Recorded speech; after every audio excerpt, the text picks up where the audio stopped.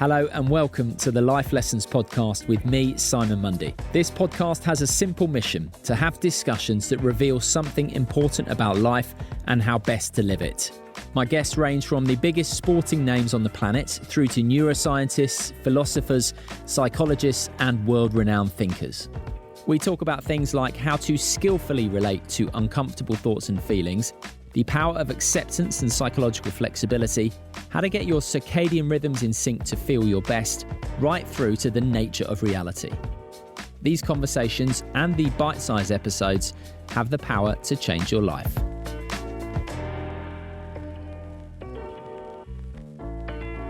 Hello and welcome to this week's episode with Dr. Satchin Panda, who is one of the world's leading experts on circadian rhythms, the internal 24-hour clock we all have that governs a huge number of crucial processes in the body and brain. Developing and following a daily routine is key, and Satchin's research at the Salk Institute in America suggests that when we eat may actually be more important than what we eat. And many of us are simply eating for too many of our waking hours, and it could be having a profound effect on our health.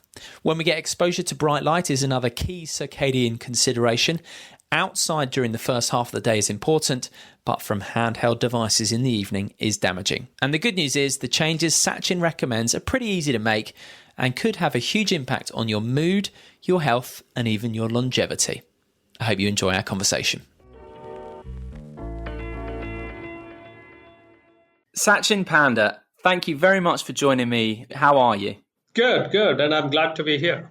It's a real delight for me to have you on the podcast. As I said, I'm a big fan of your work. You are a professor at the Salk Institute and the author of the book, which I have right here on my hand, The Circadian Code, which I brought during lockdown and made a couple of little tweaks to the way I was going about my life. And I have to say, I'm really pleased that I did. And I have to catch myself from being a bit too evangelical about the changes that I did make. So I'm delighted I can speak to you about them. Before we get into the research you've done, can you just tell me a little bit about the Salk Institute, please?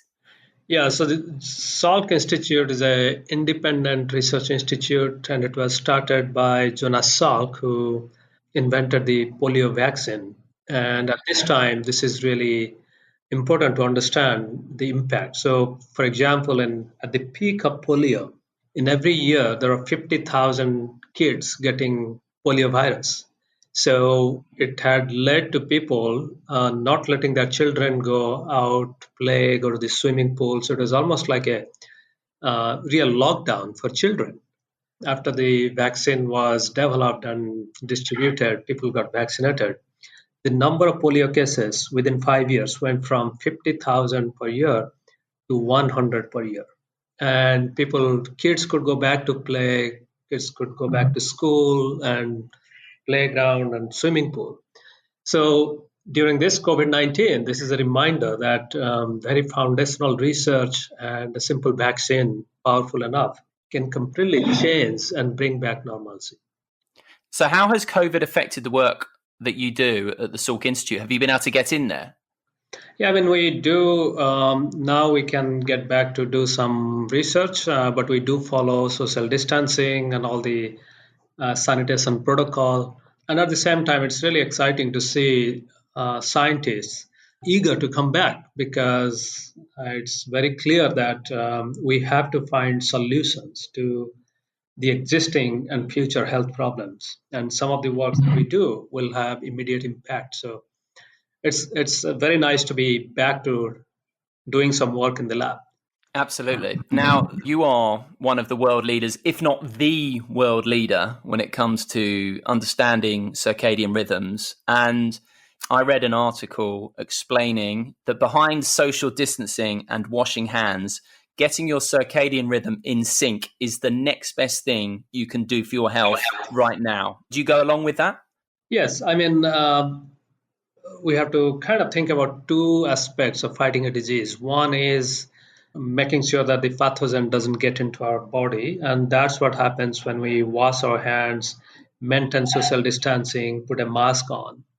But then the question is, once it gets into our body, is there anything else that everybody can do to increase the resilience or the immunity or If the organs are working pretty well, then maybe the immune system can focus entirely on the pathogen and not focus on the internal organs.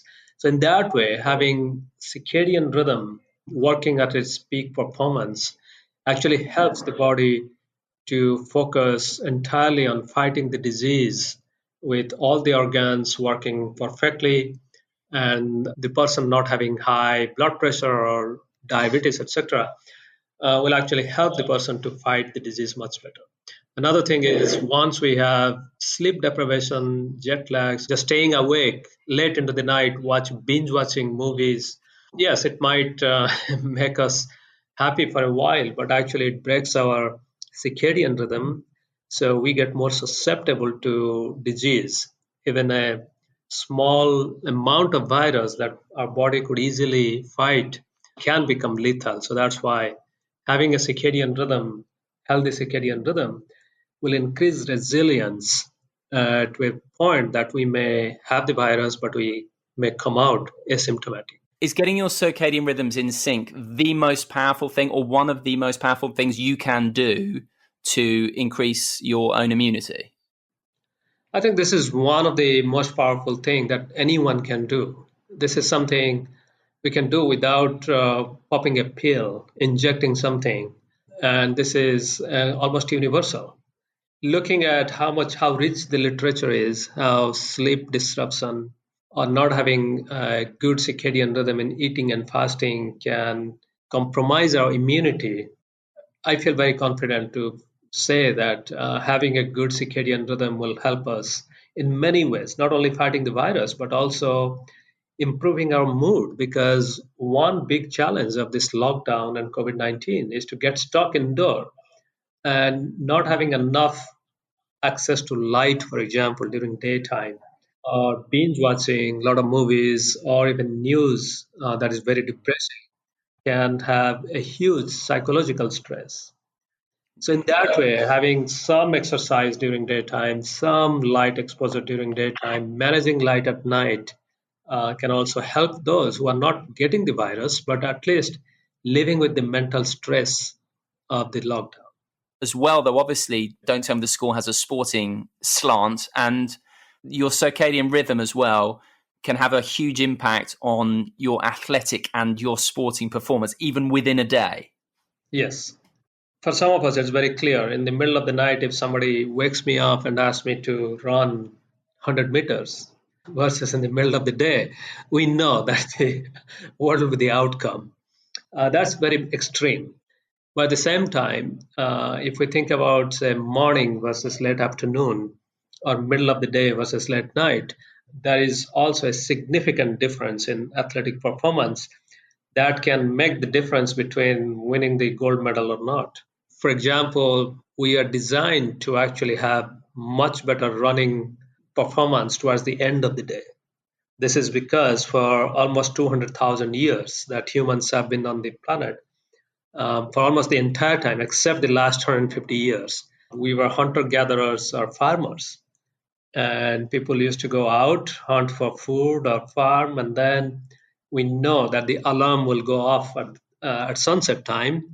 So, how far away from home you may be, you have to run back home. And so that's why we are designed to have much better musculoskeletal system, muscle tone, and tone in our connective tissue so that we have much better athletic performance towards the end of the day. Now, this has been actually shown in both competitive sports and also in controlled human and animal studies. In fact, there are a lot of studies showing that when the West Coast team in the US flies to the East Coast, that's 3 hours time difference, and then plays Monday night football, then although the East Coast team has the home team advantage, still the West Coast team, because of their biological rhythm, they have a higher chance of winning against the home team. And this has been shown in many sports.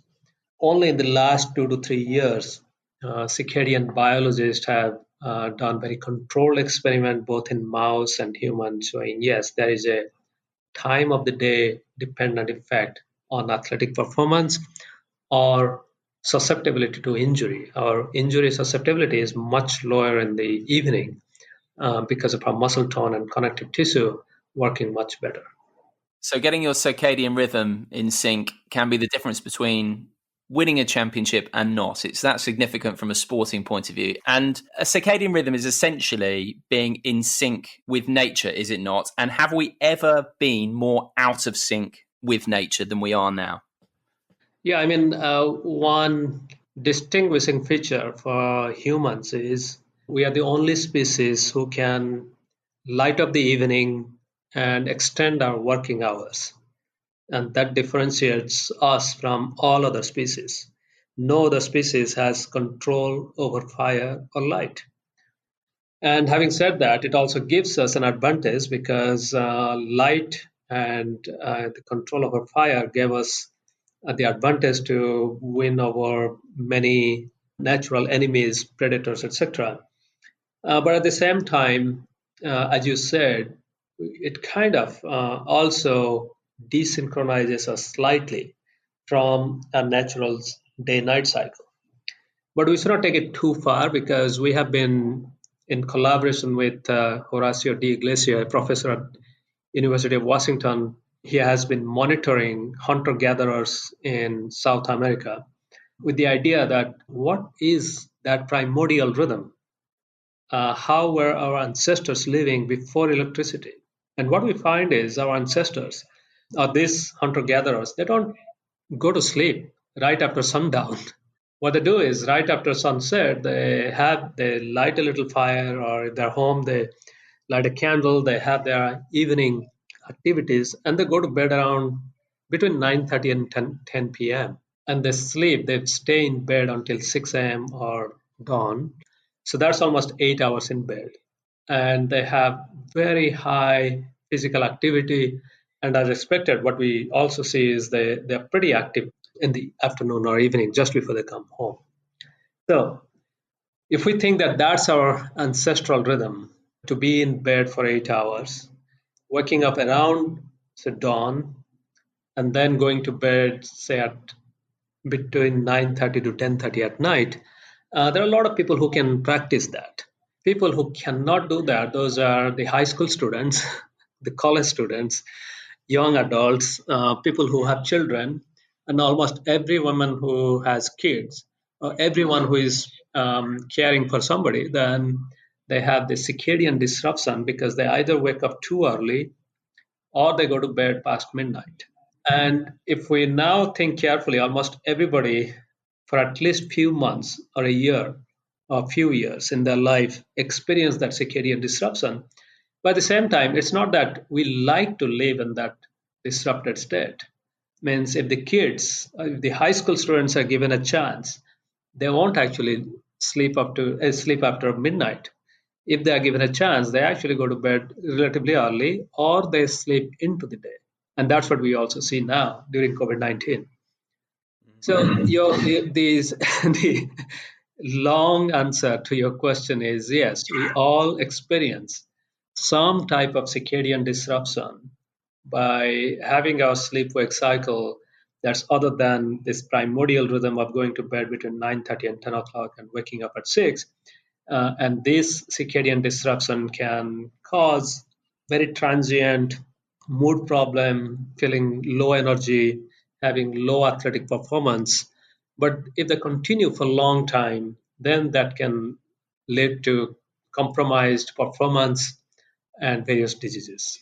You talk about circadian disruption, and I said, has it ever been a case that we've been as disrupted as we are now? And the hunter-gatherer tribes you mentioned stick to a fairly similar schedule, but they don't, I guess, have the screens and the digital stimulation that we do. And we'll come to that. But I think it's important, and I probably should have done it already, to define specifically what a circadian rhythm is. So would you mind? Yeah, so circadian, the word circadian comes from circa, or approximately, Diane is 24 hours.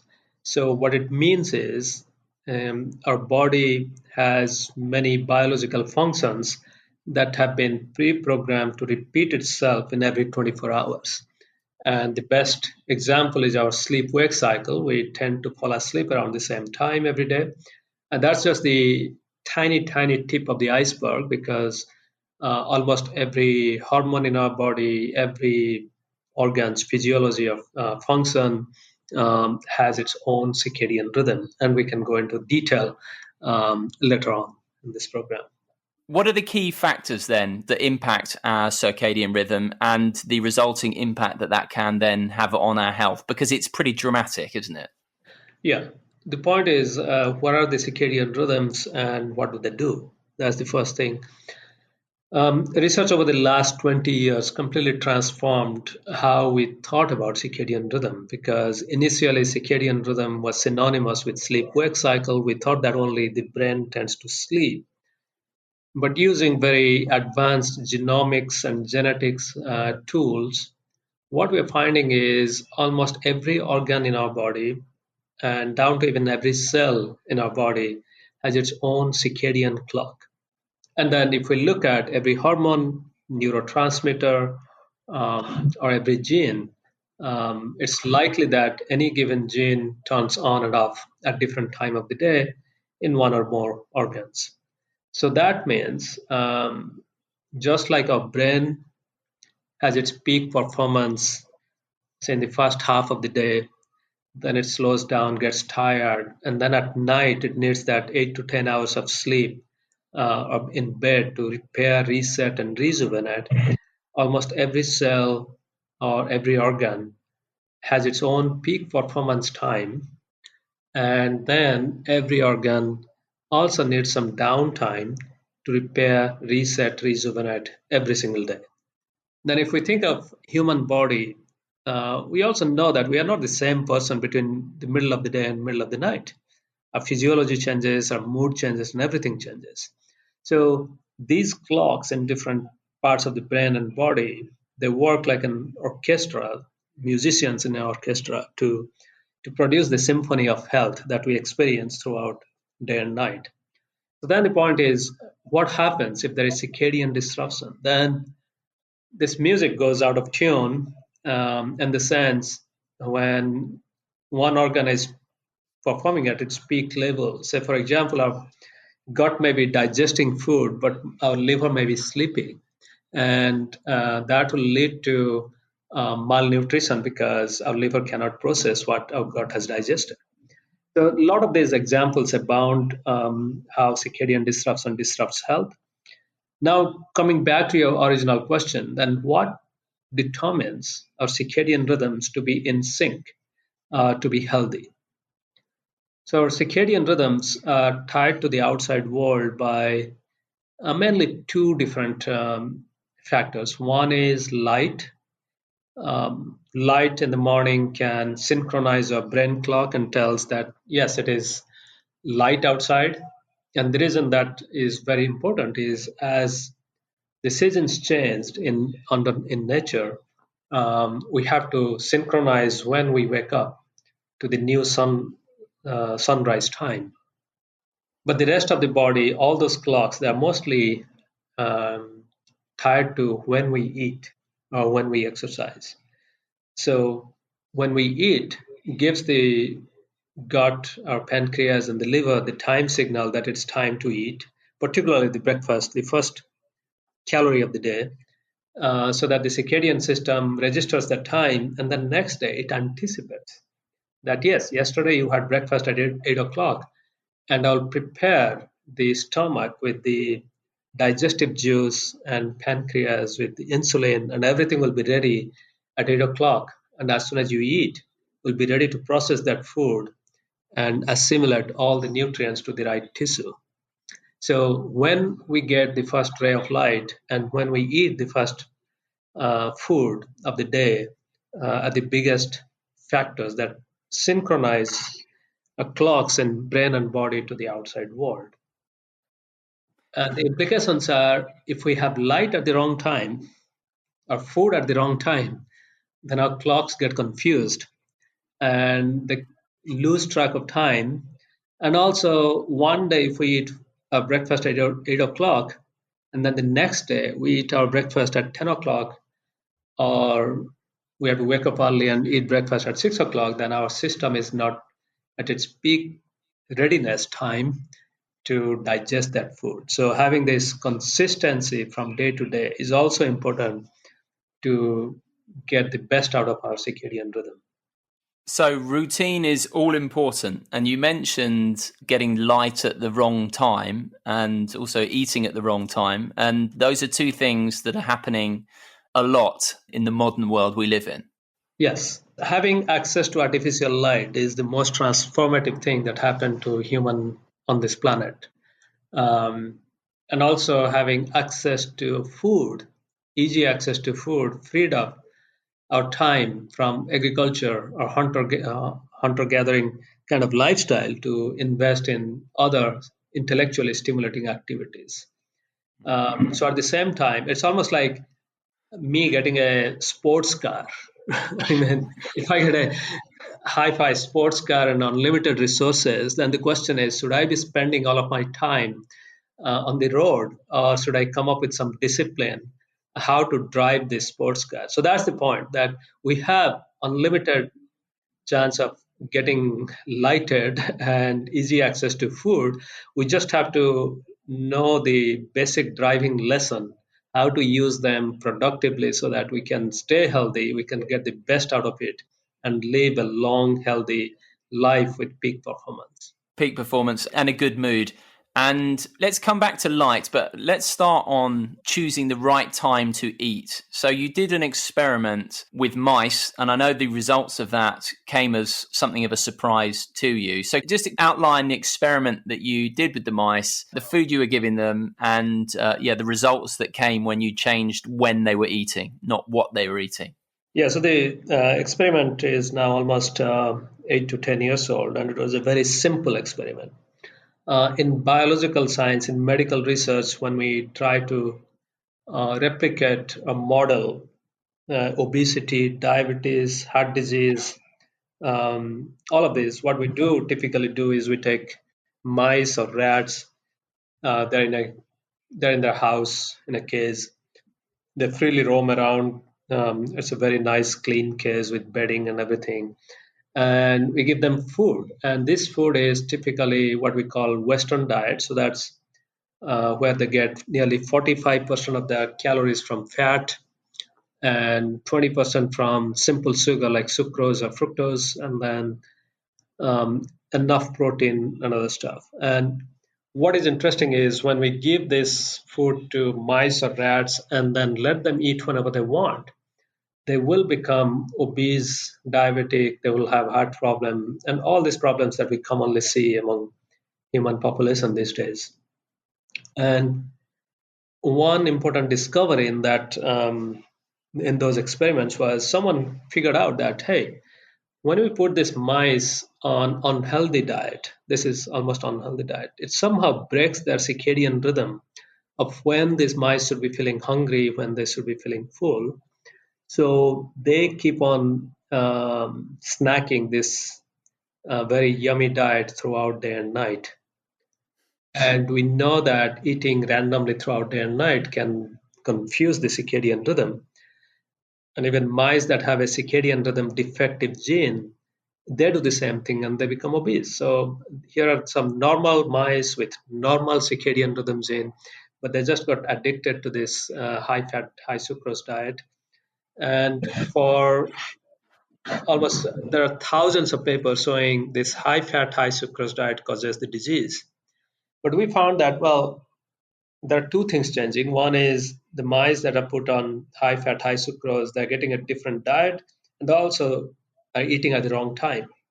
So, how much of the disease is due to diet versus how much is due to wrong time? So, to test that, we took two groups of mice. Those are completely identical genetically. They had the same microbiome. They were born to the same moms. They grew up in the same room, and they ate the same food and the same number of calories every single day. The only difference was one group was allowed to eat whenever they wanted, and then the second group was allowed to eat only for 8 hours every day.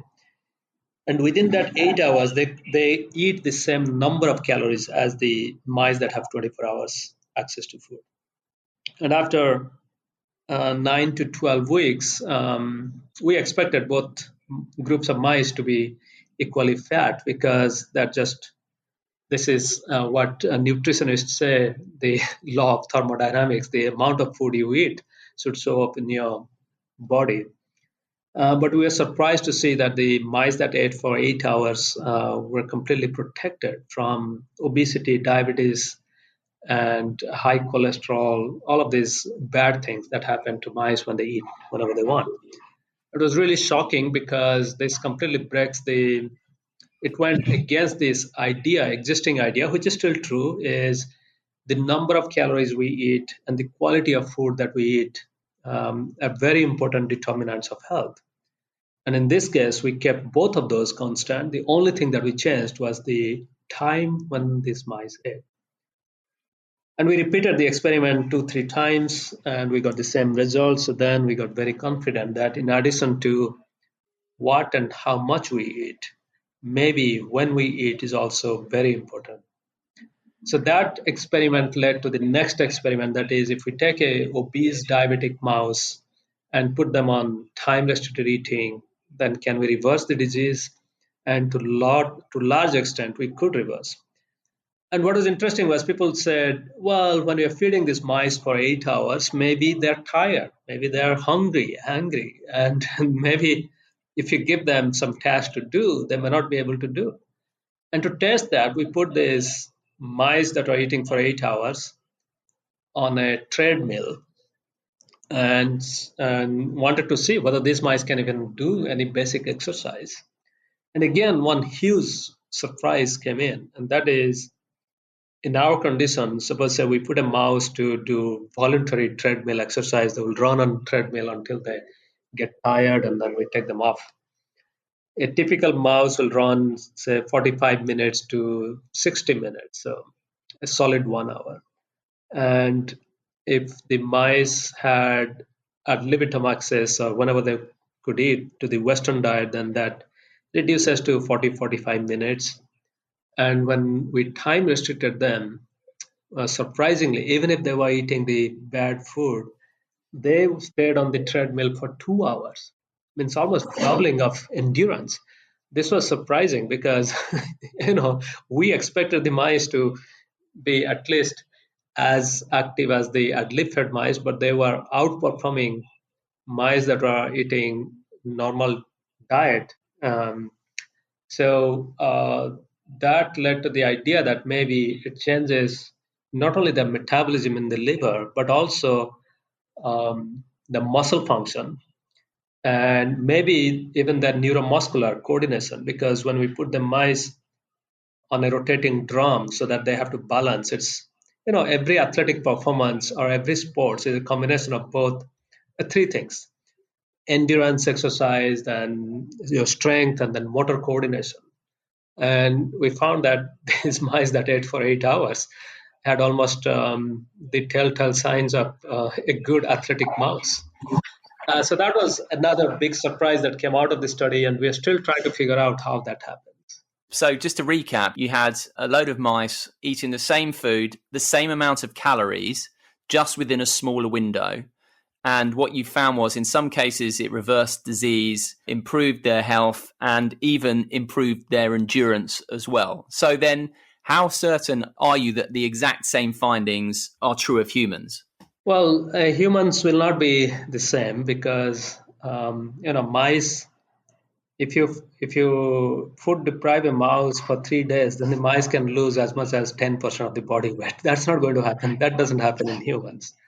Mice are a good model system because everything is miniaturized, and it just amplifies any health benefit pretty big way, so that it gives you confidence that if you see a doubling of performance in mice, then maybe you'll get 5 to 10% performance increase in human, which is huge because it's a difference between somebody completing a marathon in 3 hours versus say 2 hours 45 minutes or 2 hours 20 minutes. That's a huge difference. So now going from mice to human, what happened was seeing that huge big difference in mouse gave us confidence that we may be able to see significant small yet significant difference in humans. So in humans, most of the studies so far have been pilot studies mostly, and that's the usual course of scientific studies. You go from animal models to healthy small number of humans, maybe 10 to 12 human, 15 healthy young men, male and female. And then the next step would be to go check this on people who are at a risk for disease, slightly obese or overweight. And then the next thing would be to test it on people who have the disease, early stage diabetes or high cholesterol or high blood pressure. And then you go test in large clinical trial. And each step takes its own time course because you have to do the study for X number of weeks, analyze the data, and publish it. It's a very slow process, but it actually brings scientific credential. And when we're testing all of this, we'll also figure out whether there is any hidden adverse effect because mice don't tell us if they're feeling pain. Mice don't tell us if their stomach is grumbling or if they cannot sleep. But in humans, all of those come out. So that's why human research can be slow, but at the same time, it gives us a comprehensive view of what an intervention will look like. And that's where my circadian clock comes in. So you've got this app that helps people understand their body rhythms. So what have you learned from the app and the research you've got from all the people all around the world?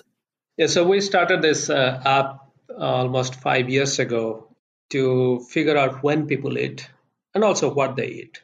The problem has been a lot of people will think that, hey, I'm just drinking a cup of tea with just half a teaspoon of sugar and maybe a little bit of milk, and that should not do anything to my body. But we don't know whether it does or not. So that's why we wanted to capture every single food or beverage that people eat and what time they eat. And what we find is people, nearly 50% of adults who are not doing any night shift or swing shift hour or morning shift, they eat for 15 hours or longer. So that means if the first calorie is at 6 a.m. in the morning, as soon as they get up, they have a cup of coffee with a little bit of cream and sugar. Then the last calorie of the day, maybe at 9 p.m. or later, when they have the last bite of cookie or a last glass of wine. And the nice thing is we can go back to mice and then ask what happens when mice are given food for 15 hours instead of say 8 or 10 or 12, and we do see mice do get sick over a long period of time. Then in humans we can ask another thing: can people who are eating for 15 hours, can they look at their own eating pattern and then we give them some tips? Can they go back and change their habit to adopt say 10 hours or 8 hours or 12 hours, whatever fits their schedule? And then what happens after X number of weeks? So one thing is we're pleased to find that a lot of people, not all because of lifestyle problems or challenges, can go from 14, 15 hours or 16 hours of eating down to 10 hours or 8 hours of eating and staying within that time for many, many weeks. And then we do see a lot of improvements. Of course, from our app, the initial results that we got was people lost some weight. But the nice thing is they actually, their body gets used to this new habit so that they like it for two or three big reasons. One is, which we did not know in mice because mice didn't tell us how they were sleeping. We find that people who do this 8 to 10 hours eating, they after 1 or 2 weeks, they get to sleep very well. They get into deeper sleep. So those who used to wake up at 3 o'clock in the morning and was fidgeting in the bed, trying to go back to sleep for an hour, they could go through the entire night of restful sleep. And when they go through that restful sleep, then they're more energetic in the morning or even for the entire day. And another thing that happens is a lot of us do have little stomach problem. Some people have bloating, some people have gas or acid reflux. And by giving your stomach 14 to 16 hours of fasting or downtime, actually helps the stomach to repair itself so well that those stomach problems for many people completely go away, and for some people it becomes less severe. So when you sleep well and you're feeling energetic and you have a healthy gut, that improves your performance because slowly it also reduces systemic inflammation. Your joints are less painful, and people tend to exercise slightly more. So we see much more benefit. But I must say that for a lot of people, by shrinking the eating time from, say, 14 to 16 hours to 8 to 10 hours, also in real life, in real world situation, also leads to changes in they reduce some caloric intake, and some people change their food preference. So it kind of acts as a domino effect. It's a positive feedback loop they get into, where they change one thing, just the number of hours. Instead of counting calories, now they are counting time. But inadvertently, it improves their nutrition quality, standardizes their nutrition intake, improves their sleep, improves their mood.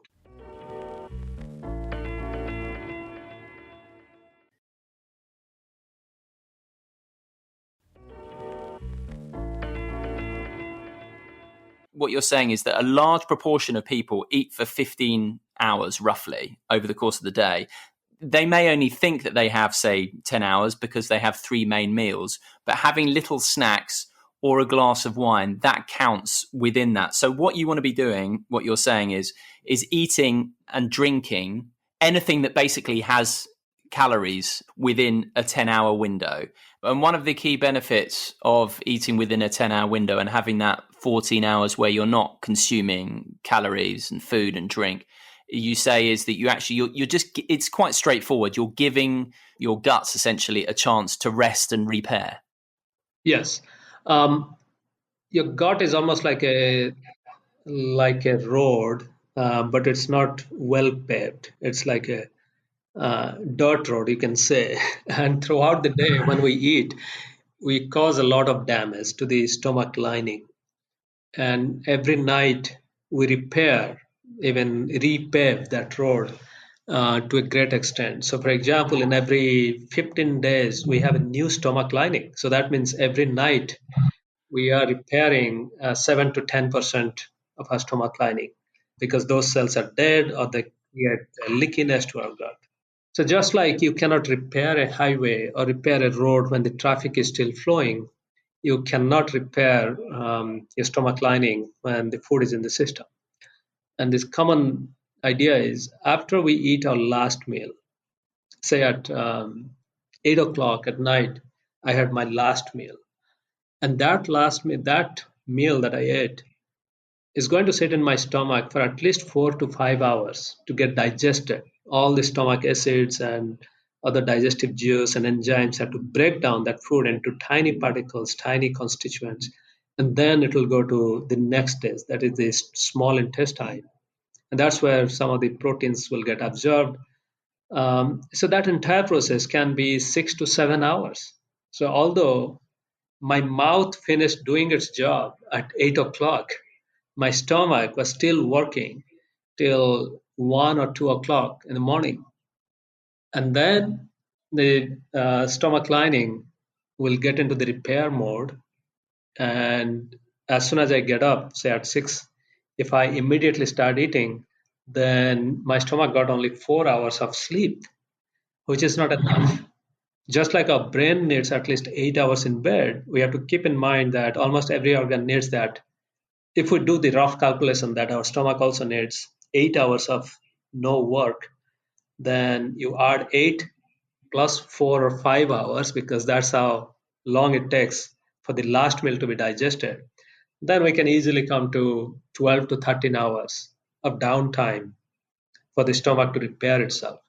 And that's a very simple way to explaining why out of 14 hours of no food, your stomach is actually getting to sleep for 9 hours or 8 hours. You spoke earlier about the need for consistency and even shifting a little bit, from one day to the next. That might be a bit of an issue. So if you're having a 10-hour window, and let's say, you're not eating as soon as you get up. So let's say you get up at, I don't know, 6:30. Yeah. and then don't eat till 8 one day and have a 10-hour eating window. So what would that be? 8 till 6. Yeah. 8 till 6. But then if you did the next day 9 till 7 or even 10 till 8, even though it's still a 10-hour window, that change would be problematic.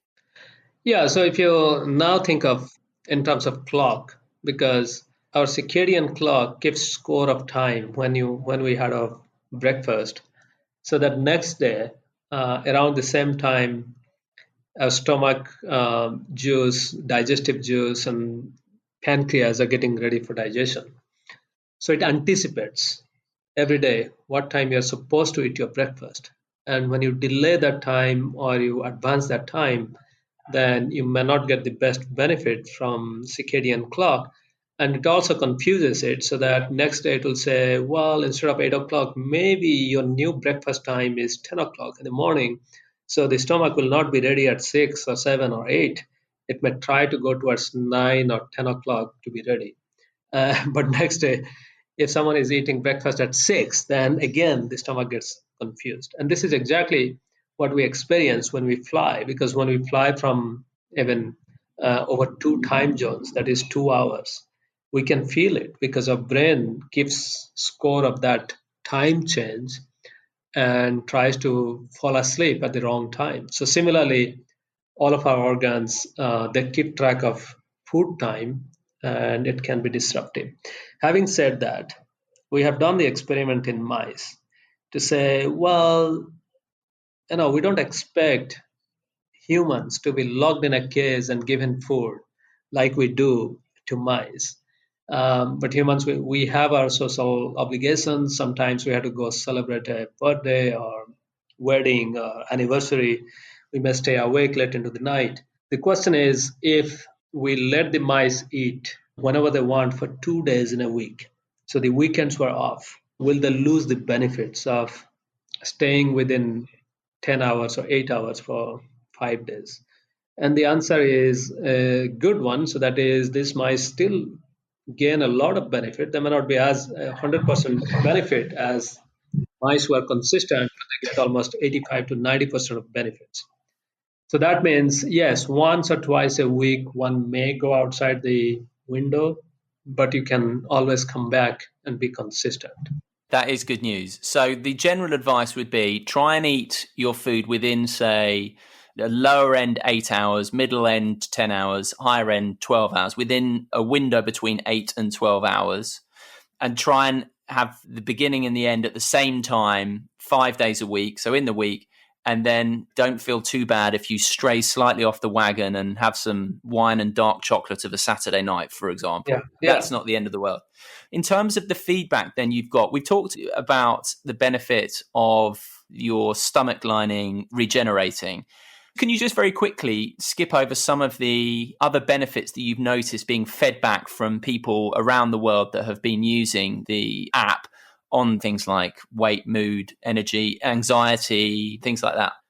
Yeah, so one more benefit is, all of our connective tissues, some muscle, tendon, bone, all of them, they go through a daily cycle of breakdown and regeneration. So muscle actually breaks down some of the damaged proteins and damaged cells and rejuvenates. Same thing happens with tendons, ligaments, and there are now nice scientific studies showing how that cycle is very important. And we have seen that in mice. So I told you about mice that ate Western diet, but actually we also had mice that ate a very healthy, balanced diet, and they usually stay healthy. And you are not expected to see any disease. But we do put them under body composition analysis, and what we find is mice that eat healthy diet combined with time restricted eating, they have gained some muscle mass or lean mass. And the gain is, again, since these are mice, the gain is tremendous. They gain almost 10 to 11, 12% extra muscle mass. We don't expect humans to do that. But what we have seen among many athletes, one thing is athletes are always worried that if they fast for 14 to 16 hours, they may lose some muscle mass. One good news is they don't lose muscle mass. The mass they lose is the fat mass.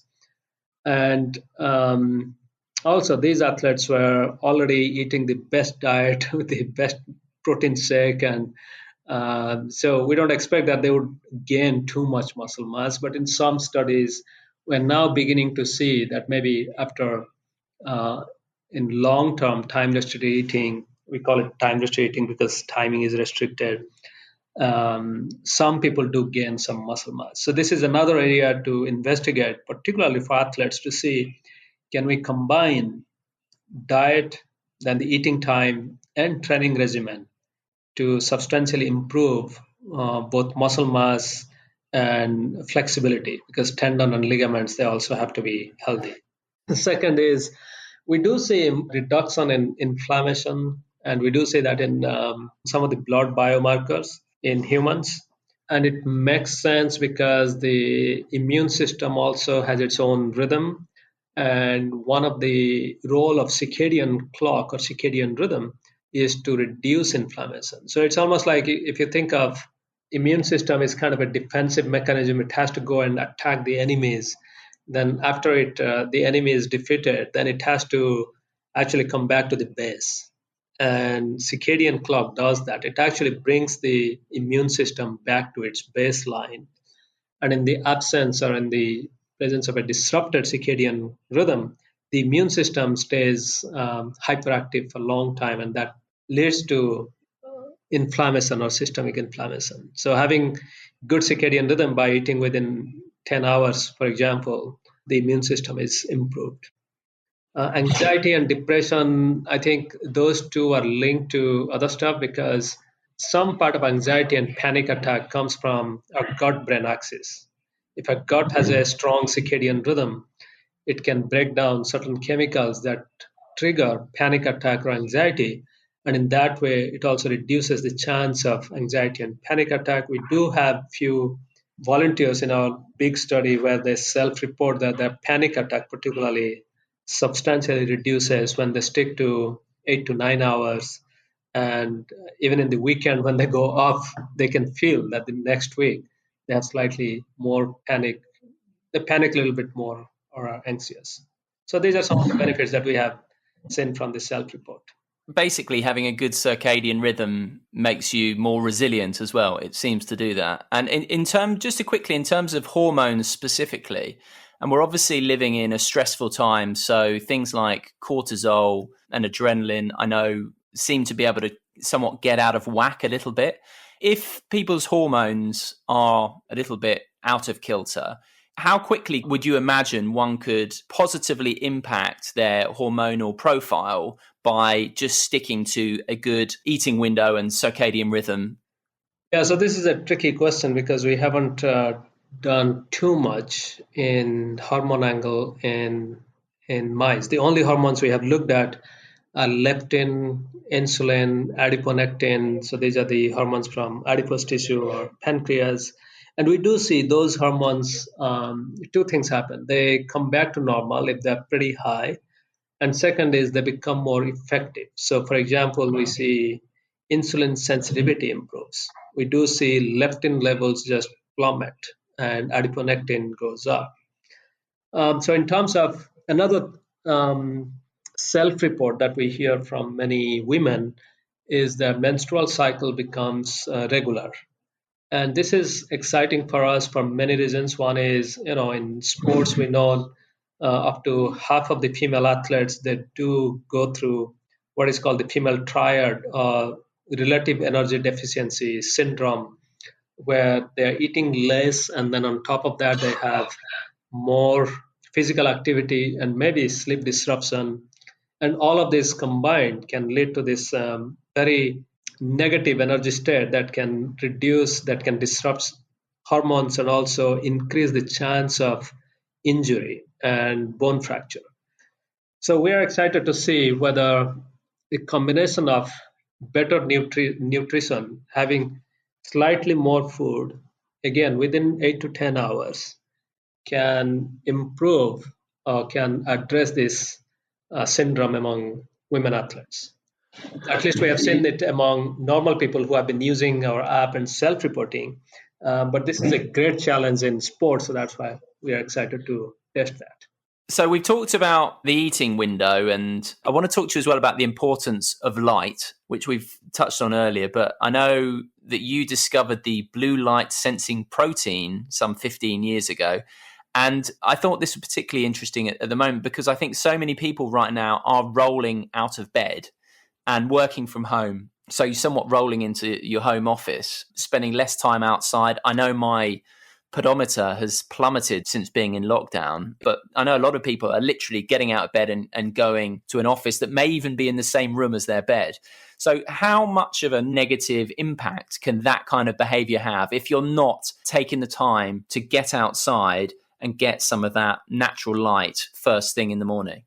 Yeah, so the light, what we have seen is this melanopsin, or the blue light receptor, has very interesting properties. One is it gets activated in presence of good amount of blue light, blue spectrum of light, and is not that much activated by orange or red light.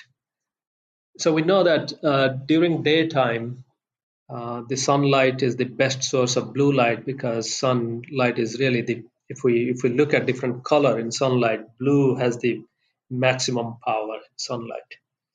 But as a rule of thumb for any normal person, we cannot go and figure out how much light and what's blue spectrum, etc. The rule of thumb is to have at least 1,000 lux of light for an hour in the first half of the day. And what is 1,000 lux, or what is lux? If you have a candlelight 1 arm length away from your eye, then your eye is getting 1 lux of light. And in a cloudy day in London, you get somewhere 5,000 to 10,000 lux of light outside, not even staring at the sky, just in the horizontal vision. And a sunny day in London will give you 100,000 to 200,000 lux of light. So 1,000 lux of light is pretty doable. That's just to synchronize your circadian clock in the brain. But when it comes to mood, we need somewhere between 5,000 to 10,000 lux of light for half an hour. So that means you have to walk outside for half an hour to have the uplifting effect of light on your brain. But you can also go to the balcony or go to the backyard and spend some time. So during this lockdown, if somebody cannot go out, at least one should try to have breakfast and spend some time reading the newspaper or working on whatever you're working on next to a window that gets enough daylight, because within a meter away from the window, you are still getting 1,000 lux of light, and sitting there is the best thing you can do to yourself. And those people who have access to a car, car is your best personal protective device because you're inside a bubble and you can drive around or even park somewhere and enjoy some light and view from the outside. So these are some of the stuff anybody can do. And at the same time, don't forget to dim down your light, say after 9 o'clock at night. Maybe you can use the night shift feature or equivalent features in all of your digital devices so that they can dim down and become slightly orange in color. A couple of things that I did after reading the Circadian Code. I've got a little study. We've converted our second bedroom, and previously my desk was facing the wall and the window was away to my right. So I would occasionally turn my head to the right and look out of the window. As soon as I finished your book, I've moved my desk, so now I'm looking straight out of the window. And what I do first thing in the morning is I will get up and immediately go for a half hour or 20 minutes minimum walk. And I go in such a way that on the way back, the sun is directly, if it's out, directly in my eyes. And I've even fished out some blue blocking glasses. I don't know if they're any good. I got them very cheaply, so they may not be top of the range. But I occasionally, when I can remember, and have done so increasingly since reading your book, put on blue blocking glasses of an evening when we're watching television or anything like that. How much of an impact do you think changes like that can actually have on someone's circadian rhythm? I think it will have a few effects. One is people who get more bright light during daytime. There are new studies showing they also have a spike in their increase in their nightly melatonin level. And that's a very interesting connection, but we don't understand the mechanism. But the bottom line is people who go out and get a lot of light during daytime, they may also likely to fall asleep much better at night. And second is when you dim down your light and you are wearing blue blocking glasses late at night, we have seen a lot of people self-report that it becomes easier for them to fall asleep, because when you block your blue light in the evening, it allows your melatonin levels, the sleep hormone levels, to rise up much better before bedtime. So I expect that people who practice this light hygiene may improve their sleep. How damaging or how stimulating, rather, is the light that we get from televisions and, more importantly, these days, mobile phones? There are some studies showing that if at highest brightness, if you keep your television or mobile phone or any rectangular piece of glowing object that you're holding, then that can significantly reduce your melatonin level and may delay or make difficult to fall asleep. Um, so that's there are quite a few studies now that have come out. So along the same line, if you dim it down or change the spectral composition to orange or red, then that might have some better impact, because it's almost like the going back to our ancestors when they were sitting next to the fire and having fireside chat. They were still falling sleepy, although they were next to the fire. So that's the kind of impact people may experience. I actually heard someone do an experiment where they actually lived by candlelight in the evenings for a month or something like that. And this family, they noticed a huge change in the way they felt in their sleepiness. Obviously, not the most practical thing to do. But if we actually did do something as dramatic as that, would you expect to see a huge change in how sleepy people feel, in how deep people are sleeping, in how much energy they have in the day, in their mood and everything like that? Yeah, so going back to the candle experiment is very extreme. But imagine if once we are at a technologically very advanced stage where for the first time humans can control the quantity, quality, and timing of light that we experience. So imagine all of our light bulbs are controlled in a way that we can simulate a fireside chat. So they will dim down, and maybe the kitchen will become dark around 8 o'clock, and then the living room will dim down next. So you're kind of almost nudged to get out of the living room, get out of the television, in front of the television, and then go towards your bedroom. It's actually happening. There are some commercial products that will control your lighting, all the lights in your house, to do exactly this.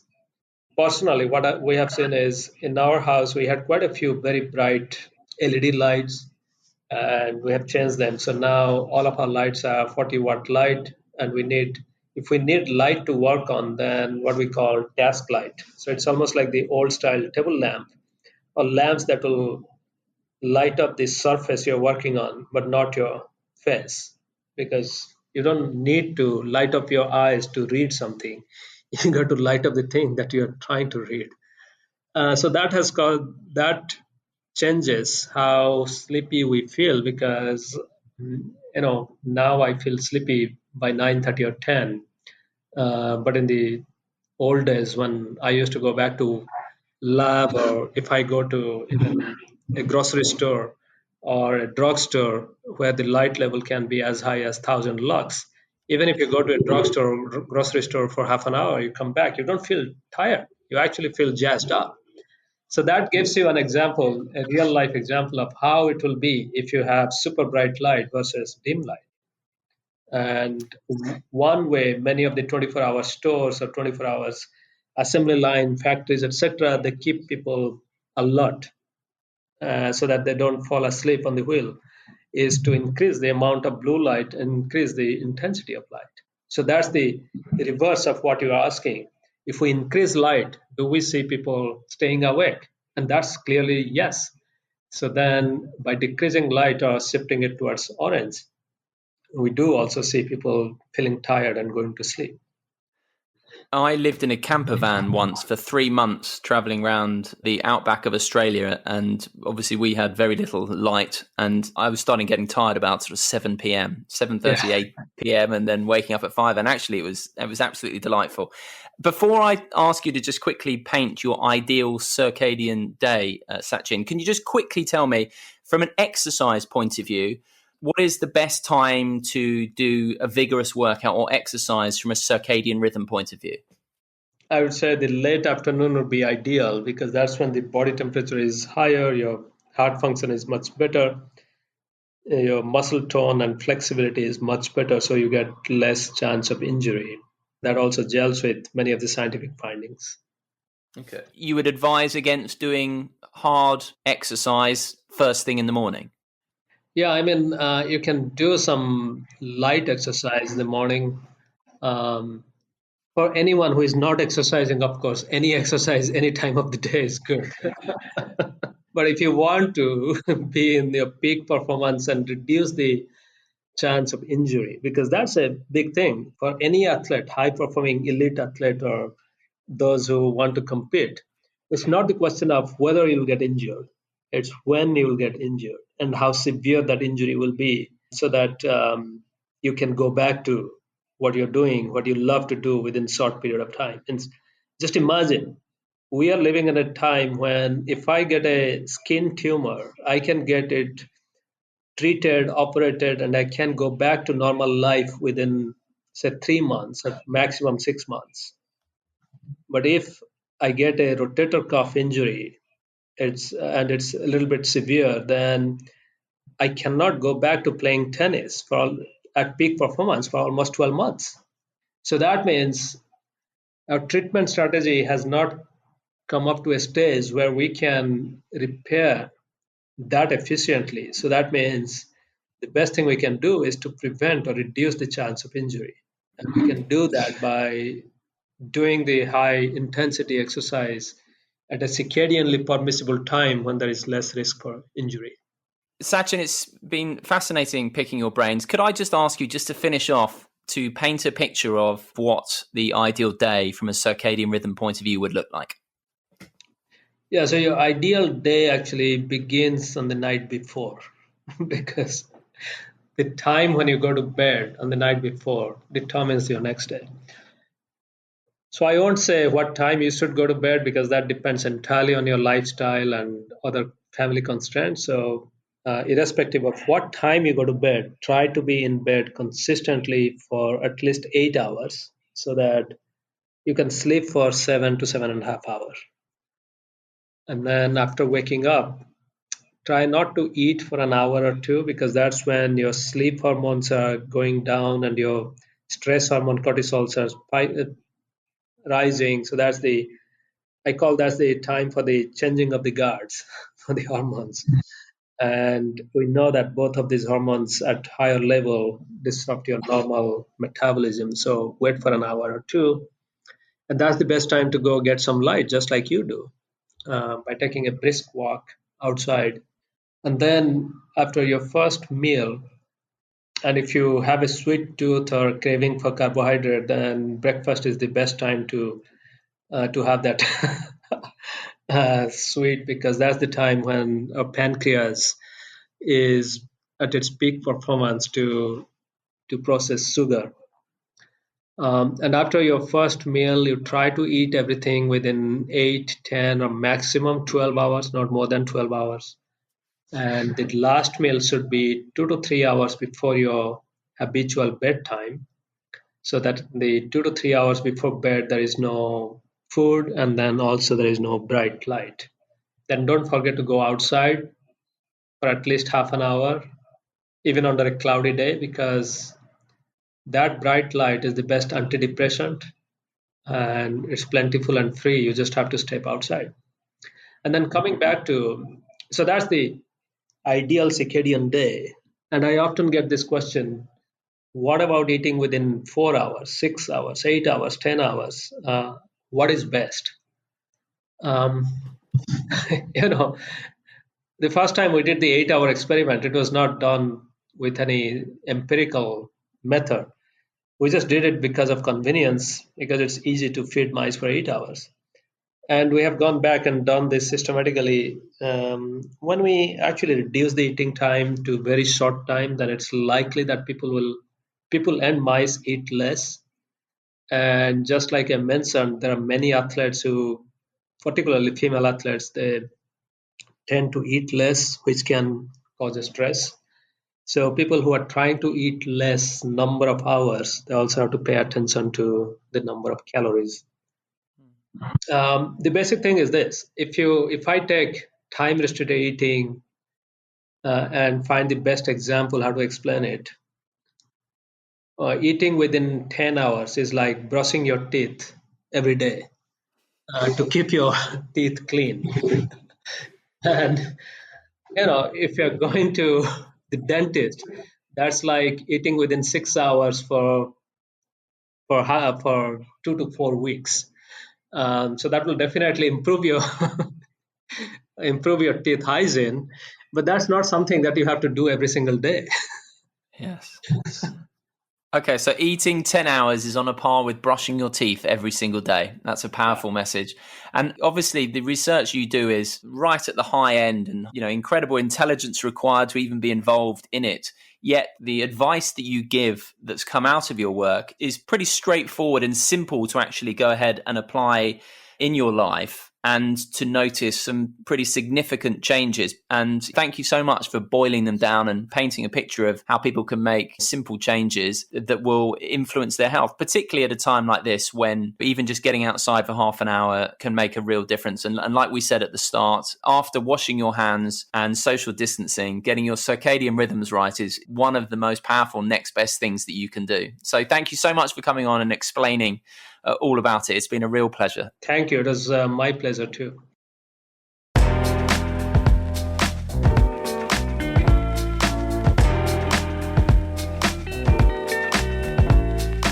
Thank you for listening to this episode of the Life Lessons podcast. I would be delighted to hear your thoughts, your ideas, your guest suggestions, your questions. Just get in touch via my website, simonmundie.com. And if you could share this episode with someone you know or on social media, I would be very grateful, as it does really help people to find this podcast. That's it for now. I will be back with a bite-sized episode this Friday and another full-length episode next week. Until then, goodbye.